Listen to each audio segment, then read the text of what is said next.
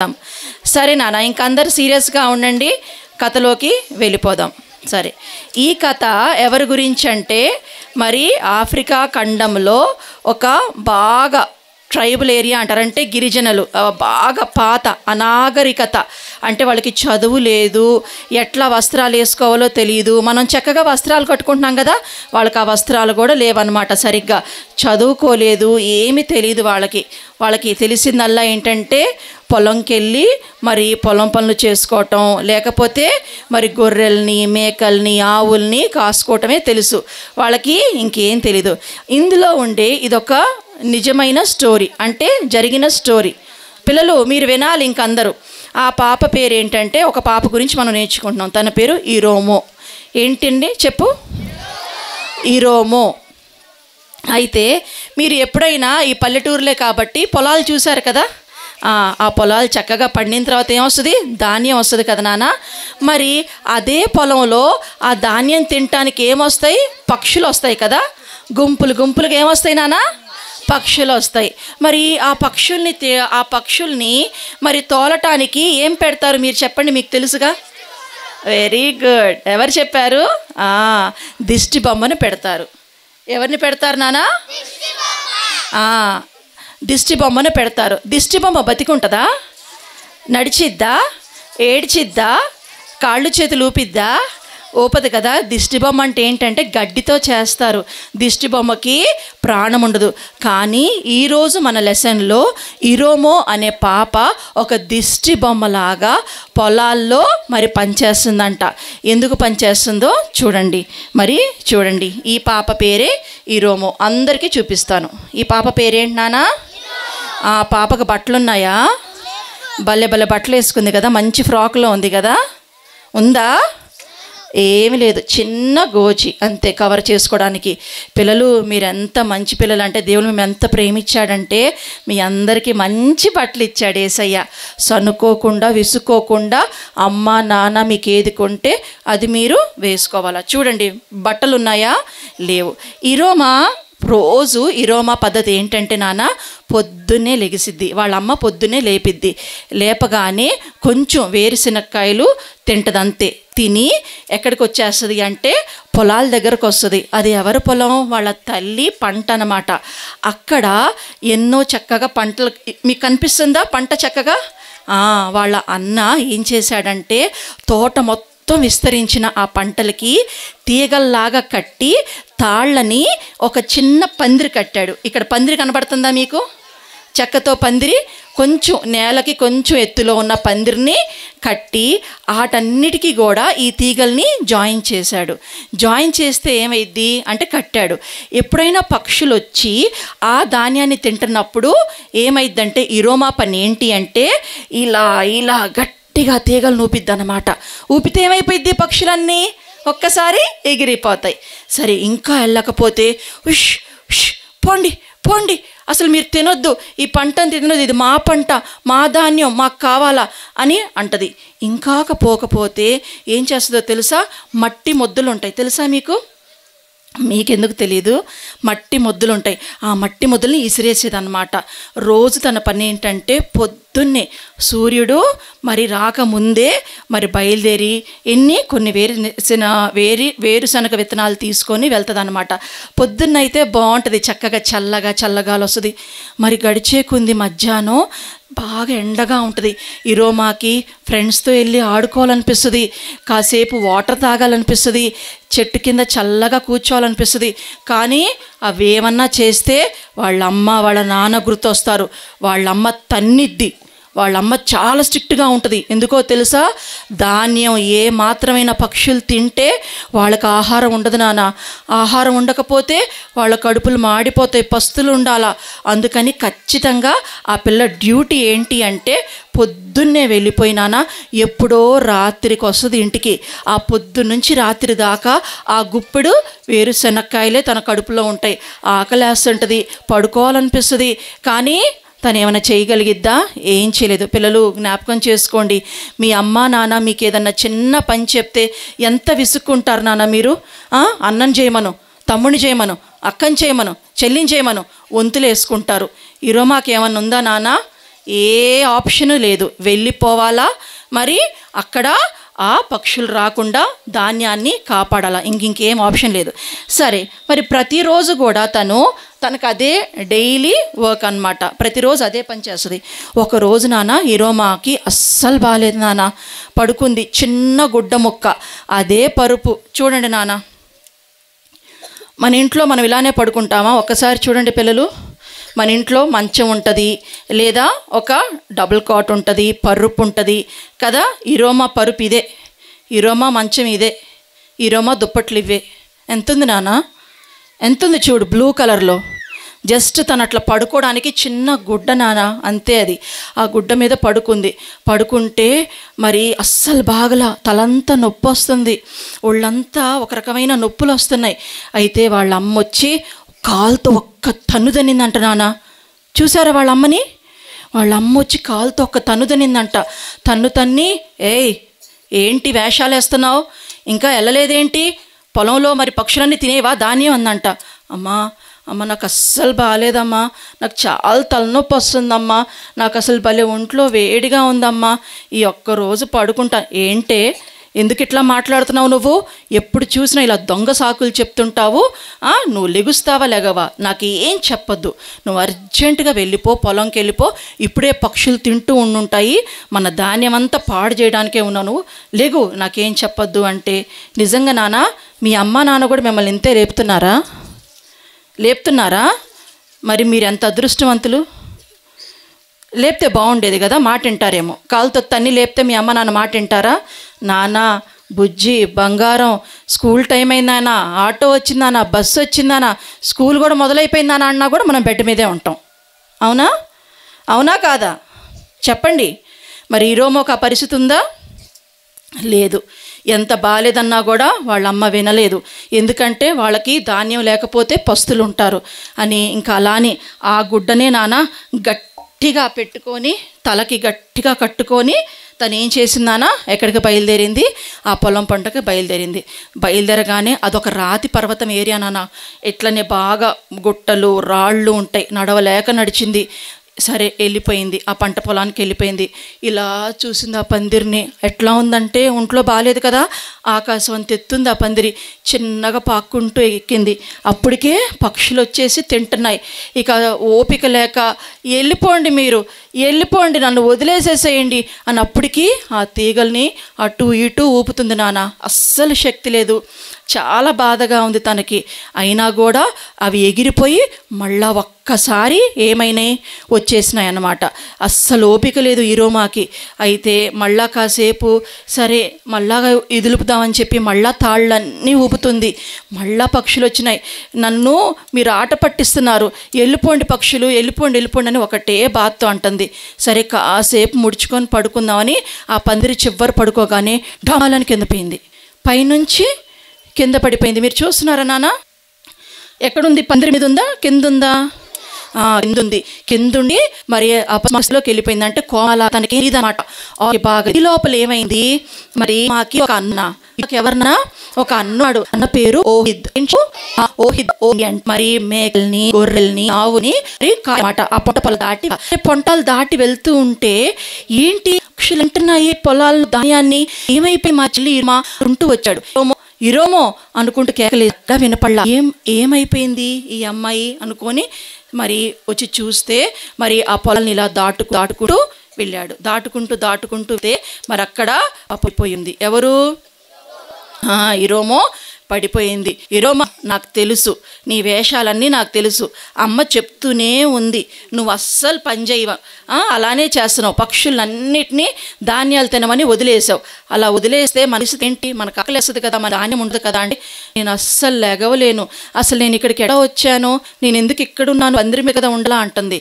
అనగానే మరి ఒక్కసారి నా ఒళ్ళంతా కాలిపోది, నా చేయి నొప్పిగా ఉన్నగానే అప్పుడు వాళ్ళ అన్న ఓహిద్కి ఈ అమ్మాయి ఏమి మరి అనారోగ్యం నాటకం ఏమి వేయట్లేదు, నిజంగానే బాలేదేమో అని చెయ్యిలా ఎత్తితే నాన్న ఈ కిందకి ఇలా పడింది, ఇరిగింది. ఇరోమా చెయ్యి ఏమైందానా ఇరిగింది, అస్సలు బాగలా.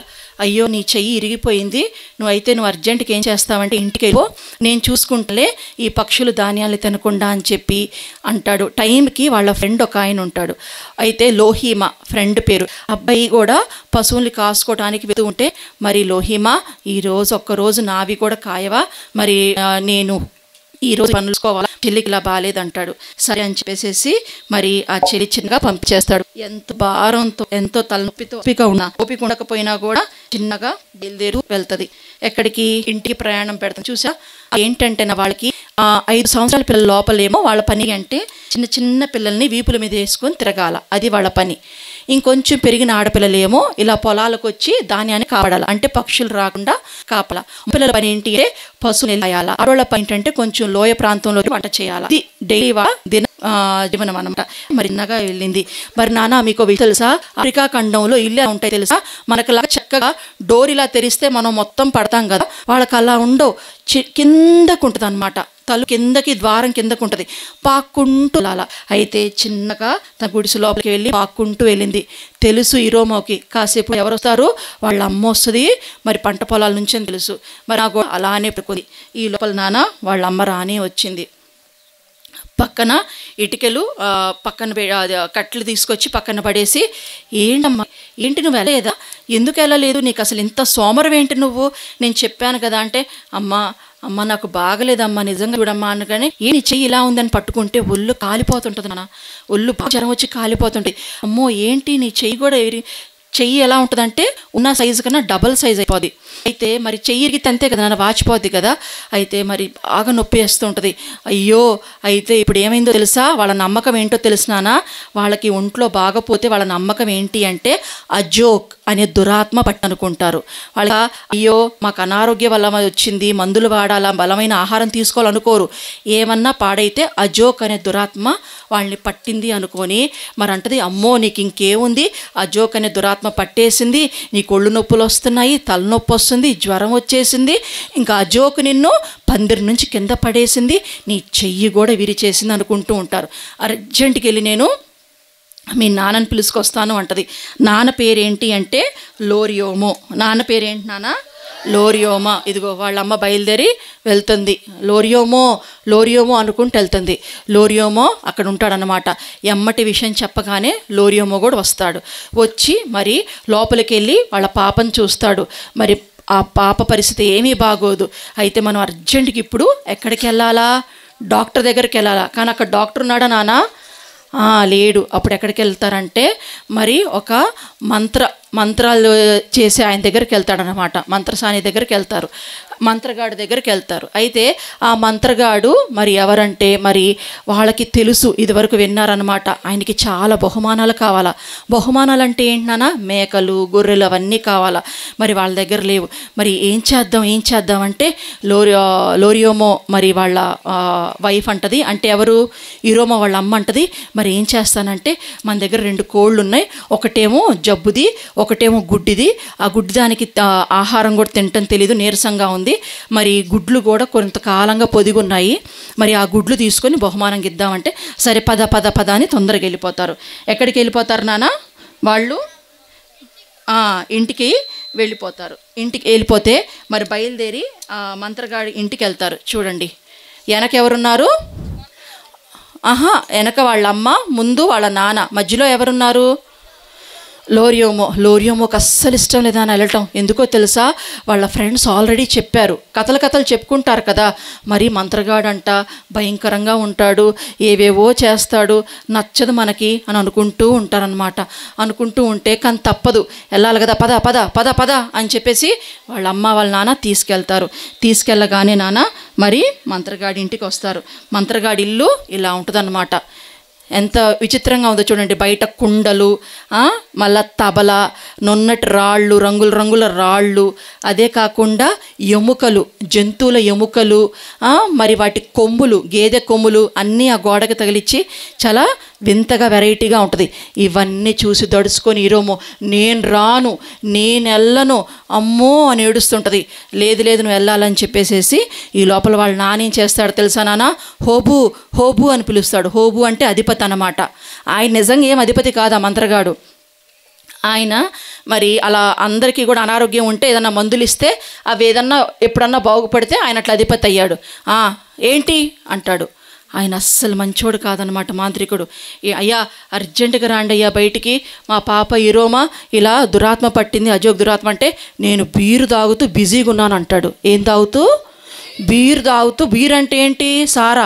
బీరు తాగుతూ బిజీగా ఉన్నాడంట, నేను రానంటాడు. అంటే అయ్యా అయ్యా అట్లా అనబాకండి అయ్యా, అయ్యా మీరు రండి అయ్యా, మా పాప చనిపోయేటట్టుంది, తొందరగా మీరు రావాలా. ఎందుకంటే నాన్న ఎంత ఆతరపడుతున్నారు తెలుసా?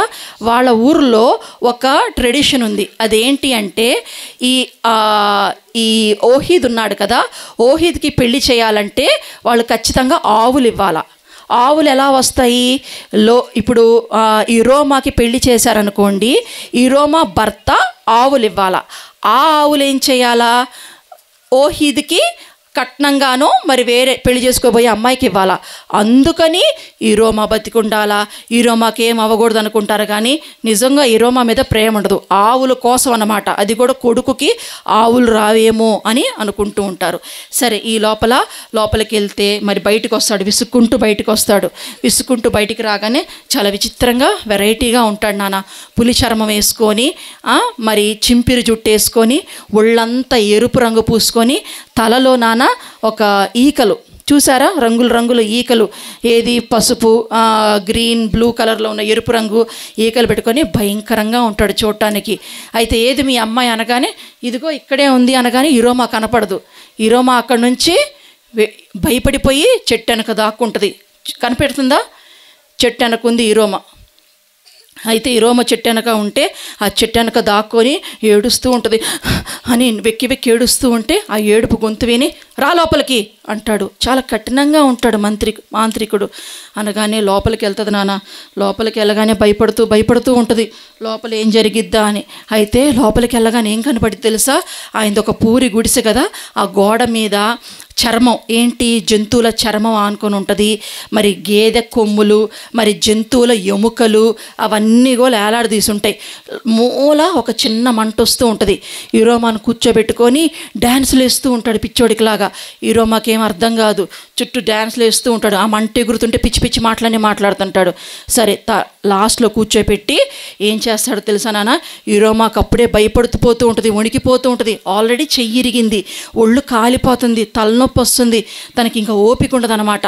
అక్కడ మూల ఒక సాన పెట్టిన మంచి కత్తి ఉంటుంది అన్నమాట, గడ్డు కత్తి తీసుకొచ్చి కూర్చొని ఇరోమా ఈ ప్రకాశంటానా. అస్సలే ఇరోమా బాగోపోతే చూడండి ఏం చేస్తున్నాడు, బండ మీద కూపెట్టి కత్తి తీసుకొని ఏం చేస్తున్నాడు నాన్న? ఘాట్లు పెడుతున్నాడు. ఏం చేస్తున్నాడు? ఘాట్లు పెడుతుంటే ఒక్కొక్క ఘాటు పెడుతుంటే పిచ్చి కేకలేస్తుంది. ఎవరు? ఇరోమా తట్టుకోలేకపోతుంది నొప్పి. అమ్మ ఎందుకమ్మా ఇక్కడ తీసుకొచ్చారని. అంతేకాకుండా ఏం చేస్తాడు తెలుసా? ఆ చెయ్యి ఏది చూపించు, ఇరిగిన చెయ్యి అంటాడు. ఒక నల్ల ద్రవం కుండ నుంచి తీసుకొచ్చి ఆ కుండలో మీద పోసి ఒక చెయ్యి తన బుధం మీద పెట్టుకొని ఇంకొక చెయ్యి పట్టుకొని ఒక్కసారి లాగుతాడు నాన్న. ఏంటంటే ఆ రోజుల్లో అట్లా లాగితే ఎముక మళ్ళా దాని సేమ్ ప్లేస్కి వెళ్ళిపోతుందని వాళ్ళ నమ్మమాట. ఇంకా ఆ లాగుడికి నాన్న ఆల్రెడీ చెయ్యి ఇరిగిపోయింది కదా, పిచ్చిగా గట్టిగా కేసి ఇరోమా తట్టుకోలేక మరి స్పృహ తప్పి పడిపోద్ది అన్నమాట. తనేం తట్టుకోలేకపోయేది. ఇంకా ఎంత తట్టుకుంటుంది, ఆల్రెడీ ఘాట్లు పెడుతున్నాడు, చెయ్యి మీద కూడా ఘాట్లు పెట్టాడు. ఇంకప్పుడు వచ్చి ఏదో ఒక ఎర్రని ద్రవం అమ్మాయి మీద చూసి బయటకు వచ్చి తీసుకుపోండి మీ అమ్మాయిని అంటాడు. ఇంకా ఎమ్మటే లోరియమ్మ వచ్చి మరి చూస్తాడు. చూడగానే మరి ఈ రోమాకి అసలు ఏమి అలా ఏడ్చి ఊలిగి మరి హోమాలోలాగా నాన్న. మరి చూడండి ఎలా తీసుకెళ్ళాడు, అర్థమైందా? మరి తీసుకెళ్లే ముందు ఏమని నాన్న? మరి మంత్రికుడు ఏంటి మీరు నాకు అసలు ఏమన్నా బహుమానం తెచ్చారా తేలేదా అంటాడు. అయ్యా తెచ్చాం, మేము మీకు బహుమానాలు తెచ్చామంటే చూపించండి అంటాడు. చూపించండి అనగానే మరి ఆ కోళ్ళు గుడ్లు తీసుకొస్తారు. ఏంటి కోడి? ఒకటేమో గుడ్డిది, ఈ గుడ్లన్నీ వాడిపోయినా ఇవా మీరు నాకు ఇస్తారు, నేను మీ అమ్మాయి ఇవ్వను. అయ్యా ఇలా అనబాకయ్యా అంటే మరి నాకు ఖచ్చితంగా 2 మేకలు 2 గొర్రెలు కావాలంటే తెస్తామని చెప్తాడు. కానీ మీరు తెస్తేనే నేను మందిస్తాను, ఇప్పుడు జస్ట్ ఫస్ట్ ఎయిడ్ లాగా చేశా, ముందు ఏదో ఒకలా కట్టాను అంటాడు. అయితే సరేనయ్యా అని చెప్పేసేసి మరి ఆ పాపని తీసుకొని ఉంటాడు. మరి లోరియోమో ఆలోచిస్తూ ఉంటాడు, ఎందుకు జరిగింది ఈరోజు, ఎందుకు అజోక్ అనే దురాత్మ ఎందుకు మమ్మల్ని పట్టిలాస్తుంది, నేను ఏం తప్పు చేశాను, మరి ఆవులు ఎలా వస్తాయి, ఒకవేళ ఈరోమో చచ్చిపోతే ఎట్లా అని ఇన్ని ఆలోచనలతో వెళ్తూ ఉన్నాడు. మరి ఈ లోపల సాయంత్రం అయ్యేటప్పటికి ఎవరు వస్తారు, ఓహిద్ వస్తాడు. ఏది, పశువులను తీసుకొని. మరి ఓహిద్ పశువులు తీసుకురాగానే జరిగిన స్టోరీ అంతా ఓహిద్కి చెప్పి, నాన్న అర్జెంటుగా మనము 2 మేకల్ని 2 గొర్రెల్ని మనం తీసుకొని వెళ్ళా మరి మాంత్రికుడి దగ్గరికి అంటారు. అనగానే సరే నాన్న అంటారు. ఇదిగోండి 2 మేకల్ని 2 గొర్రెల్ని తీసుకెళ్తాడు. హోబు అధిపత్య బయటికి రాయా అంటే, ఏంటి పద్దాకలు వచ్చి విసిగిస్తుంటా, నేను బీరు దాగి బిజీగా అంటాడు. మళ్ళా ఈయన చాలా బిజీగా ఉన్నాడంట తాగుతూ. అయ్యా నువ్వు అనబాకయ్యా, మరి మా అమ్మాయి చావు బతుకుల్లో ఉంది, మంది ఇవ్వయ్యా, ఇంకా నొప్పి బాధపడుతుంది, ఉండు అగు అని చెప్పేసి మరి మంది అని చేసి, ఏంటో మందే కాదయ్యా, మరి మాకు ఇంకొకసారి అజోక్ అనే దురాత్మ మా మీద పట్టకుండా నాకు తాయెత్తు కూడా ఇవ్వవా అంటాడు. ఎంత మూకమైన చూడనా, డాక్టర్ దగ్గరికి వెళ్ళకుండా మాకుడి దగ్గరికి వెళ్ళి ఆ ఘాట్లు పెట్టి మనం డాక్టర్ దగ్గరికి వెళ్తే ఇలా చేస్తే మన డాక్టర్ దగ్గరికి ముందు మనం ఏం చేస్తాము, మనము పోలీస్ కేసు పెడతాం కదా. నిజంగా అలా చేస్తే మరి ఇక్కడ చూడండి, మరి వాళ్ళు మూర్ఖులు కట్టి వాళ్ళకి ఏం తెలియదు కాబట్టి, అనాగరికలో ఉన్నారు కాబట్టి వాళ్ళు ఏమీ చేయలేకపోతున్నారు. ఆయన ఏది చెప్తే అది. అయితే నాన్న మరి మందు తయారు చేస్తున్నాడు. చూడు ఎలా తయారు చేశాడో తెలుసా, మేక ఉంటుంది కదా, మేక గోర్లు, మరి ఇంకేదో ద్రవాలు, ఎముకలు, కొమ్ములు అవన్నీ చిన్న చిన్నవి చేసి తాయెత్తుని తయారు చేసి, ఇక్కడ ఎక్క ముక్కనొకటి, నున్నట్టు రాయి ఒకటి, ఇవన్నీ ఇదేమో 2 రకాల ద్రవాలు ఇస్తాడు. ఒకటేమో ఎరుపు ద్రవమేమో ఆ పాప ఒంటి మీద రాయమంటాడు, బ్రౌన్గా కనిపిస్తుంది ఆ ద్రవమేమో తాగిపించమంటాడు. ఆ కడుపులో తిప్పుతుంటుంది, చాలా కంపు కొడుతుంటుంది. అయినా కూడా మరి తీసుకొని బయలుదేరతారు. ఈ లోపల ఏమైద్ది, వాళ్ళ ఇంటి దగ్గర వినండి నాన్న, ఈ లోపల ఏదో తెలుసా, వాళ్ళకి అది ఒక పద్ధతి అన్నమాట. ఆ ఇంటి బయట మొత్తం ఆళ్ళు చేరి పెద్ద పెద్దగా ఏడుస్తుంటారు నాన్న.